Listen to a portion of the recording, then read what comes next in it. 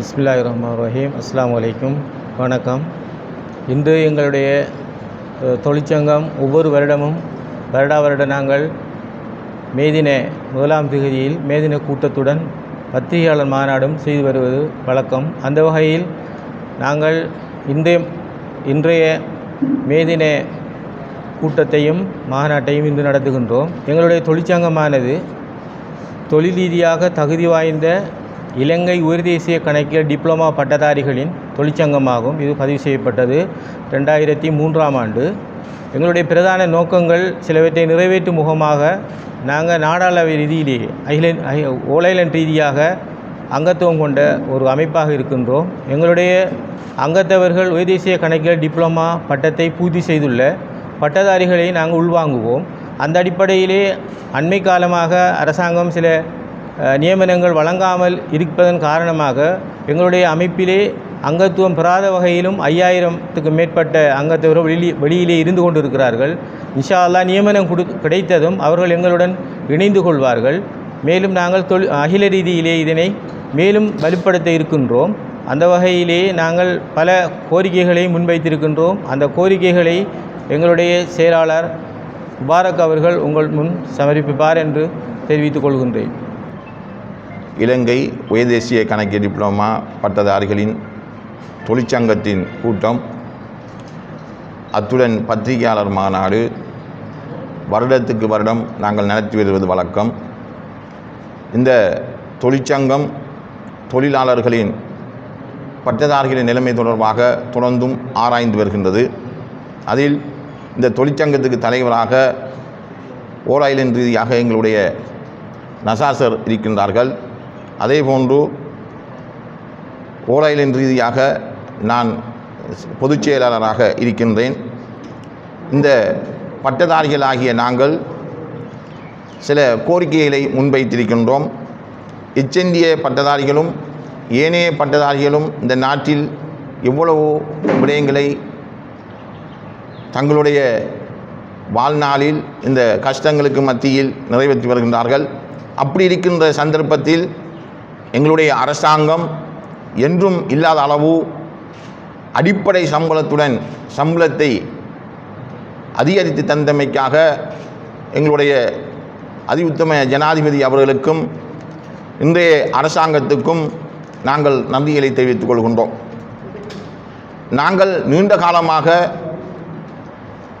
சம்பள அதிகரிப்பு அரசாங்கங்களினூடாக நடைபெற்றிருக்கின்றது. அடிப்படை சம்பளத்தில் இதுவரையில் இந்த அளவு அடிப்படை சம்பளத்தில் அதிகரிக்கப்படவில்லை. ஆனால் இந்த அரசாங்கம் இந்த நாட்டில் இருக்கின்ற பட்டதாரிகளின் நிலைமையை கருத்தில் கொண்டு அடிப்படை சம்பளத்துடன் எங்களுடைய அதிகரித்த சம்பளத்தை கூட்டியிருப்பது இதுவரை இருந்த அரசாங்கங்கள் செய்யாத ஒரு விடயத்தை இந்த அரசாங்கம் செய்திருக்கின்றது. அதுக்கு நாங்கள் தொழிற்சங்க ரீதியாக பாராட்டுகளை தெரிவித்துக் கொள்கின்றோம். இருந்தாலும் பட்டதாரி என்கிற ரீதியில் எங்களுக்கு அதிலும் விசேடமாக அபிவிருத்தி உத்தியோகத்தர்கள் என்கிற ரீதியில் பாரிய பிரச்சனைகள் காணப்படுகின்றது. சேவை பிரமாண குறிப்புகளில் அபிவிருத்தி உத்தியோகத்தர்களுக்கு அடுத்த தரம் என்ன என்பது இங்கு ஒரு இடத்திலும் இல்லாமல் இருக்கின்றது. அபிவிருத்தி உத்தியோகத்தர் சேவை பிரமாண குறிப்பின் 12.1.2 மற்றும் 12.2.2 பிரிவுகளில் குறிப்பிடப்பட்டுள்ள விசேட செயலாட்சிக்கு இணங்க வழங்கப்படுகின்ற பதவியோருக்கான பரீட்சை இதுவரை நடாத்தப்படாமல் உள்ளதுடன் அப்பரீட்சையினை அரசாங்கம் நடத்துவதற்கு நடவடிக்கைகள் மேற்கொள்ள வேண்டும். ஆனால் அபிவிருத்தி உத்தியோகத்தர்களின் சம்பளத்தை பார்க்கும் பொழுது நாங்கள் MN4 என்ற ஒரு கேட்டகரியில் எங்களுடைய இன்றைய செலவுக்கு மத்தியில் குறைந்த வருமானத்துடன் நாங்கள் வாழ்ந்து கொண்டிருக்கின்றோம். ஆனால் அதே அபிவிருத்தி உத்தியோகத்தர்களுக்கு வேறு சேவைகளில் செல்லும் பொழுது சம்பளம் எங்களுக்கும் மற்ற சேவையில் இருக்கின்றவர்களுக்கும் MN7க்கு கொடுக்கக்கூடிய 25,000 ரூபாய்க்கு மேற்பட்ட அந்த சம்பள அதிகரிப்பு அவர்களிடம் காணப்படுகின்றது. ஆகவே அபிவிருத்தி உத்தியோகத்தர்களுக்கு MN7 என்கின்ற அந்த புதிய கிரேட்டுக்கு ஏற்ப அந்த சலுகையை எங்களுக்கு தர வேண்டும். அபிவிருத்தி உத்தியோகத்தர் சேவை 3க்குரிய 10 வருட சேவை காலம் முடிவடைந்ததுடன் வழங்கப்படுகின்ற அபிவிருத்தி உத்தியோகத்தர் சேவை தரம் 2ற்கான பதவி உயர்வு 10 வருடங்களில் இருந்து 6 வருட சேவை காலமாக குறைக்கப்பட வேண்டும். ஏனென்றால் இந்த 10 வருட சேவை காலம் என்பது ஒருவர் 45 வயது தொழிலெடுத்தால் மிக குறுகிய காலத்தில் அவருடைய சேவை முடிவடைந்துவிடும்.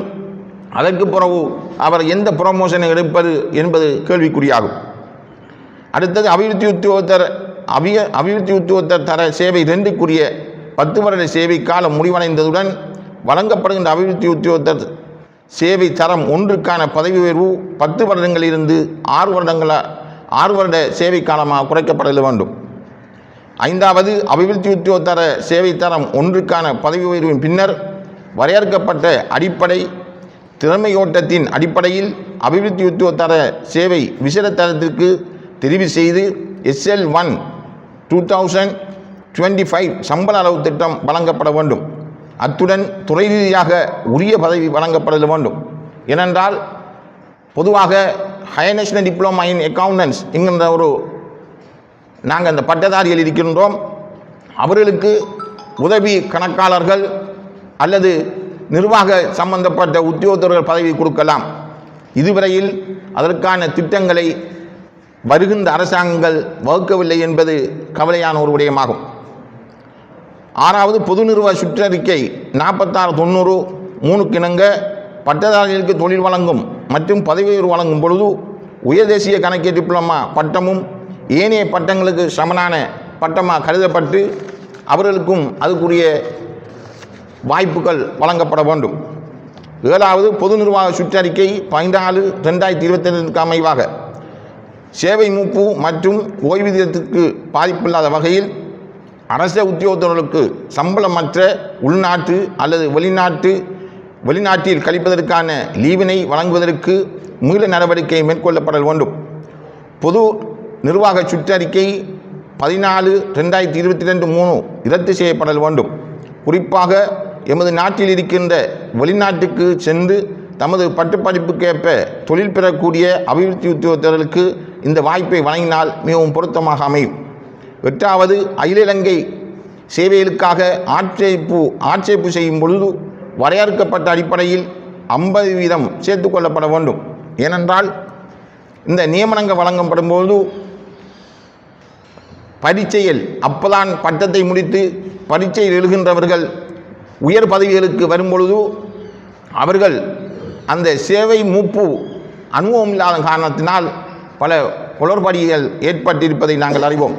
ஆகவே நிர்வாக அனுபவம் உள்ளவர்களும் நிர்வாக அனுபவத்துக்கு அப்பதான் என்என்ஸாக இருக்கின்ற பரீட்சையில் இருக்கின்றவர்களும் இதை கவனத்தில் கொண்டு சேவை மூப்பு அடிப்படையில் இருக்கின்றவர்களுக்கும் 50% அவர்களுக்கும் அந்த சேவையில் பதவி உயர்வுகள் வழங்கப்பட வேண்டும். 9வது சம்பள சீர்திருத்தங்கள் மேற்கொள்ளப்படும் பொழுது 100% அதிகரிக்கப்படுகின்றது. அதன் காரணமாக பதவிகளுக்கிடையில் அதிக சம்பளம் முரண்பாடுகளும் ஏற்றத்தாழ்வுகளும் காணப்படுகின்றன. எனவே சம்பள அதிகரிப்புகள் மேற்கொள்ளப்படும் பொழுது வீதாசார ரீதியான அதிகரிப்புக்கு பதிலாக தொகை ரீதியான அதிகரிப்பு செய்யப்பட வேண்டும். ஏனென்றால் இந்த நாட்டில் சம்பள முரண்பாடு காலத்துக்கு காலம் வலுவடைந்து கொண்டே இருக்கின்றது. ஏனென்றால் சம்பளம் என்னும் பொழுது வேறு சேவையில் இருக்கின்றவர்கள் தரமான ஒரே சமனான சேவையில் வேறு நிறுவனங்கள் வேலைகின்றவர்களுக்கு வேறு சம்பள அளவு திட்டம் இருக்கின்றது. அதனால் நாங்கள் கடுமையாக பாதிக்கப்படுகின்றோம். உதாரணத்துக்கு செல்ல முடியும், இருந்தாலும் அதை செல்வது நல்லமில்லை என்ற ரீதியில் நாங்கள் அதை கூறவில்லை. அநேகமான இந்த பட்டங்களை பெற்றவர்களுக்கு நாடுபூராக இருக்கின்றவர்களுக்கு இதன் தன்மை வழங்கிக் கொள்ளும். 10வது பொது நிர்வாக சுற்றறிக்கை இலக்கம் 10/2025 படி மேற்கொள்ளப்பட்ட அதிகரிப்புக்கு ஒப்பாக ஏனைய படிகளும் அதிகரிப்பு செய்யப்பட வேண்டும். வாழ்க்கை செலவு குறைந்திருக்கின்றது, வாழ்க்கை செலவு அதிகரித்திருக்கின்றது, வாழ்க்கை செலவு படி குறைந்திருக்கின்றது. ஆகவே தூர இடங்களுக்கு சென்று ஒரு ஆள் ஒரு இடத்தில் அவருடைய வசிப்பிடம் இருந்தாலும் 50-60 கிலோமீட்டருக்கு மேலாக சென்று அவருடைய கடமையை செய்ய வேண்டிய ஒரு நிலைப்பாடு இருக்கின்றது. ஆனால் அவருக்குரிய வாழ்க்கை செலவு படிகள் மேலதிகமான படிகள் அவருக்கு குறைவாக காணப்படுகின்றது. அரசாங்கம் இதையும் கவனித்துக் கொள்ள வேண்டும். தடைத்தாண்டை 11வது தடைத்தாண்டல் பரீட்சையில் நடத்துவதற்கு பதிலாக பயிற்சி பட்டறை நடத்துவதற்கு நடவடிக்கை மேற்கொள்ளப்பட வேண்டும். இதன் காரணமாக உத்தியோகத்தர்கள் சிறந்த அறிவூட்டலை பெற்றுக் கொள்வார்கள். இபி எக்ஸாம் ஒரு எக்ஸாம் நடக்கின்றது. அந்த எக்ஸாமை வைத்து எந்த ஒரு விஷயங்களையும் நாங்கள் மேற்கொள்ள முடியாது. அவருக்கு ஒரு ஆள் இபி எக்ஸாம் எழுதி பாஸ் பண்ணி நிர்வாக கட்டமைப்பு வேலையை செய்வார் என்பதை விட சிறந்த அவருக்கு வழிகாட்டலுடன் பயிற்சிகள் வழங்கப்படும் பொழுது அது எதிர்கால இந்த நாட்டுக்கு ஒரு சிறந்த ஒரு எடுத்துக்காட்டாக அமையும். அது நிர்வாக நடவடிக்கைகளை மேற்கொள்வதற்கும் இலகுவாக இருக்கும் என்றும் கூறிக்கொள்வதுடன் தடைத்தாண்டை பரீட்சைக்கு மாற்றீடான ஒரு திட்டத்தை அரசாங்கம் அவசரமாக கட்டாயம் மேற்கொள்ள வேண்டும். 12வது தேர்தல் கடமை போன்று மேலதிக அரச கடமைகளுக்கு ஏனே அரசு உத்தியோகத்தர்களுக்கு வழங்கப்படும் வாய்ப்புகளுக்கு நிகராக அபிவிருத்தி உத்தியோகத்தர்களுக்கும் கடமைகள் வழங்கப்பட வேண்டும். ஏனென்றால் சில பேருக்கு ஒரே கேட்டகரியில் இருப்பார்கள். ஒரு ஆளுக்கு கிளரிக்கல் வழங்கப்படும், ஒரு ஆளுக்கு ஜேபி வழங்கப்படும், ஒரு ஆளுக்கு எஸ்பி வழங்கப்படும். ஆகவே இந்த நிலைமை மாற்றப்பட்டு என்றால் அதுக்கு ஒருவருக்கு ஏற்றத்தாழ்வுகள் ஏற்படுகின்றன. ஆகவே இந்த நிலைமை மாற்றப்பட வேண்டும். அதுக்கு சரியான ஒரு திட்டம் ஒன்று வகுக்கப்பட வேண்டும். அந்த வகுப்பதன் ஊடாக அவருடைய வாழ்க்கை நிலைமை, அவருடைய தராதரங்களுக்கு ஏற்ப அவருடைய மற்ற விடயங்கள் அவர்களுக்கு வழங்கப்படுகின்ற டியூட்டி கடமைகள் தொடர்பாக அரசாங்கம் ஆராய வேண்டும். 13வது பட்டதாரிகளுக்கு நியமனம் வழங்குதலின் போது அவர்கள் பட்டம் பெற்ற ஆண்டை அடிப்படையாக கொண்டு, அத்துடன் இந்த காலப்பகுதியில் நிறைய பேர் பட்டம் பெற்றிருக்கின்றார்கள். வயது 45ஐ தாண்டக்கூடிய நிலைமையில் இருக்கின்றது. ஆகவே 45 வயது பட்டதாரிகளுக்கு நியமனம் கொடுக்கும் பொழுது 45 வயதை கட்டாயம் கருத்தில் கொள்ள வேண்டும். அத்துடன் அவர்களுக்கு ஆண்டு அடிப்படையில் நியமனம் கொடுக்க வேண்டும். 14வது எமது நாட்டில் துறைசார் பட்டப்படிப்புகளை முடித்து பல பட்டதாரிகள் தொழில்வாய்ப்புகள் இல்லாமல் பொருளாதார சிரமங்களுக்கு மத்தியில் தமது அன்றாட வாழ்க்கையை கொண்டு செல்வதற்கு முடியாத நிலையில் கஷ்டப்படுகின்றார்கள். ஆகவே அரசாங்கம் விரைந்து அவர்களுக்கு தொழில் வழங்குவதற்கான நடவடிக்கையை மேற்கொள்ள வேண்டும். 15வது நாட்டில் தங்கள் கடமைகளுக்கு மத்தியில் மேலும் கல்வி கற்று சில கீழ் உழைப்பு பட்டதாரிகளாக நிறுவனங்களில், அடுத்தது திணைக்களங்களில், இப்படிப்பட்ட இடங்களில் கீழ் உழைப்பு பட்டதாரிகளை தங்கள் கஷ்டங்களுக்கு மத்தியில் படித்து பட்டம் பெற்று அதே அரசு நிறுவனத்தில் இளைஞராக பல பேர் வேலை செய்து கொண்டிருக்கின்றார்கள். அவர்களுக்கு ஒரு முடிவு கிடைக்க வேண்டும். அரசாங்கம் அவருடைய நிலைமையை கருத்தில் கொண்டு அவர்களை பட்டதாரி நியமனத்துக்குள் உள்வாங்கி அவருடைய வாழ்க்கையிலும் இந்த அரசாங்கம் ஒளியேற்றி வைக்கும் என்று நம்பிக்கொள்வதுடன் எதிர்காலத்தில் இந்த அரசாங்கம் இந்த பட்டதாரிகளுக்கும் இந்த அரச உத்தியோகத்தர்களுக்கும் நல்ல ஒரு தீர்வை செல்லும். அவருடைய பிரச்சினைக்கு இந்த அடிப்படை சம்பளத்தில் அதிகரிப்பு செய்தால் போல் அவருடைய ஏனைய விடயங்களிலும் இந்த அபிவிருத்தி உத்தியோக விடயங்களில் அரசாங்கம் செய்து தர வேண்டும். அரசாங்கம் செய்யும் என்ற நம்பிக்கையுடன் முடித்துக்கொள்வோம். සියලු දෙනාම අවසරයි. 2025 වසරේ උසස් ජාතික ගණකාධිකාරී ඩිප්ලෝමා උපාධිධාරීන්ගේ කම්කරු දිනයේ සමරුම් ලබා ඉල්ලීම සංවර්ධන නිලධාරීන්ගේ පළවෙනි එක සංවර්ධන නිලධාරීන්ගේ සේවා අවස්ථාවේදී 12.1.2ක් සහ 12.2.2ක් වගන්තිය යටතේ සඳහන් කර ඇති විශේෂ උපදේශ වලට අනුව ලබා දෙන උසස් වීම් වලට ලබා දීමට අදාළ පරීක්ෂණය මෙහෙත් දක්වා නොමැති මේ නිසා විභාගයේ කඩිනමින් පවත්වීමට රජය විසින් පියවර ගන්නා යුතුයි. දෙවෙනි එක MN 4 2025 වෙටුප් පරිමාණයෙන් වෙනුවට MN 7 2025 වෙටුප පරිමාණයෙන් ලබා දිය යුතුයි. 3 සංවර්ධනධාරී සේවාව තුන්වැනි ශ්‍රේණිය වසර 10ක් සේවා කාලයක් අවසන් වූ පසු ලබා දෙන්න ලබන්න සංවර්ධන නිලධාරී සේවා දෙවැනි ශ්‍රේණියට අදාළව උසස් වීම ලබා දීමට වසර 10ක් සිට වසර 6ක් දක්වා අඩු කළ යුතුය. 4 සංවර්ධන නිලධාරී සේවාව දෙවැනි ශ්‍රේණිය වසර 10ක් දක්වා කාලය අවසන් වූ පසු ලබා දෙන්න ලබන්න සංවර්ධන නිලධාරී සේවාව 1 ශ්‍රේණිය උසස් වීමට ලබා දීම වසර 10ක් සිට වසර 6ක් දක්වා අඩු කළ යුතුය. සංවර්ධන නිලධාරී සේවාව 1 ශ්‍රේණියට සඳහා ලබා දෙනු ලබන්න උසස් වීම සීමා සහිත පදනම් ඕ සුදුසුකම් මත සංවර්ධන නිලධාරී විශේෂ සේවාවට තෝරා ගන්නා පසුව SL1 2025 වෙටුක් පරිමාණයේදී ලබා දිය යුතුය.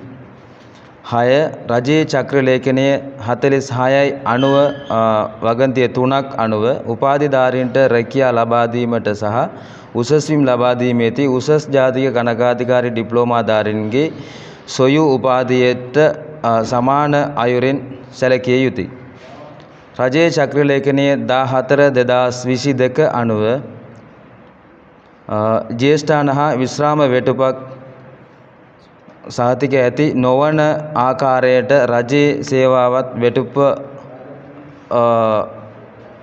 වෙටුප රහිත විදේශීය ගත කිරීමට අවශ්‍ය අවසර යලින් ලබා දිය යුතුය. රජයේ චක්‍ර ලේඛනයේ 2022-14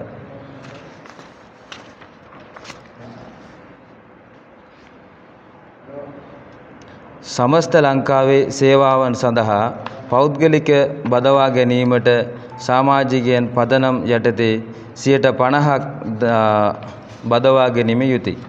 වෙටුප් සංශෝධනය සිදු කිරීමේදී CN ප්‍රගතිය වැඩි වීමට කටයුතු කරන්න සිදු කළ යුතුය. රජයේ පරිපාලන චක්‍ර ලේඛනයේ අංකය 10/2025 අනුව සිදු කරන ලද වැඩි කිරීම වලට සාමගාමීව සෙයු තනතුරුවන් ලබා ගැනීමට සිදු කර යුතුය. කාර්යදක්ෂ මහා විභාගයේ පැවැත්වීමට වෙනුවට පුහුණු ලබා ගැනීමට කටයුතු කරන ලැබේ. මැතිවරණ රාජකාරී වැනි අමතර රාජකාරීන් සඳහා සොයු අයුරින් නිලධාරීන්ගෙන් ලබා දෙන්න ලබන අවස්ථාවලට සමාන සංවර්ධන නිලධාරීන්ට රාජකාරීන් ලබා දිය යුතුය. උපාධිධාරීන්ට පදවීම් ලබා දෙන්න නමුත් උපාධිධාරීන් ලබා ගන්න වසර පදනම් කර ගැනීමට තියෙන වයස 45ක් සීමාවේ වැඩි කළ යුතුය. අප රටේ විවිධ අංශවල උපාධිය අවසන් කර ලබා හෝ උපාධිධාරියා රැකියා විරහිතව ආර්ථික දුෂ්කරතාව මුහුණදී එදින විසින් දුෂ්කර කට්ටියට මේ පළවෙනින්ම ඒගොල්ලන්ට රැකියා ලබා දෙන්න කියලා අපි ඉල්ලීම් කරනවා. රටේ කඩිනමින් රාජකාරීන් ලෙස අවස්ථාව කටයුතු කරන උපාධිධාරීන් අවසන් කර නොමැති උපාධිධාරීන් ලෙස සේවය කරන ලැබෙනු බොහෝ අයන් රජයේ දෙපාර්තමේන්තු වලට සේවය කරමින් සිටිනවා. ඒ නිසා මේ රජයේ අපිට මේ වර්තමාන රජයේ මේ රජයේ සේවකයන්ට මේ වරක් පඩි වැඩි කරලා තියෙනවා. ඒක මූලික වෙටිපින් වැඩි කරම නිසා අපි මේ රජයට අපි ස්තුතිය පුදු කරනවා. මේ පිටපතක් ගරු හරණී අමරසූරිය අග්‍රාමාත්‍යතුමා ඒ වගේම ගරු ආචාර්ය අබේරත්න මැතිතුමා රජයේ පරිපාලන පළාත් හා පළාත් සහ පාලන අමාත්‍යාංශ ගරු මහාචාර්ය අනිල් ජයන්ත ප්‍රනාන්දු මැතිතුමා ගරු කම්කරු අමාත්‍යාංශ ඒ වගේම ගරු ආණ්ඩුකාරතුමන්ලා උතුරු නැගෙනහිර පළාත් උතුරු පළාත් ඌව පළාත ඒ වගේම දකුණු පළාත මධ්‍යම පළාත් ආණ්ඩුකාරය ඒ වගේම බස්නාහිර සියලුම ආණ්ඩුකාරයන් වලට අපි පිටපතක් යොමු කරනවා. Thank you.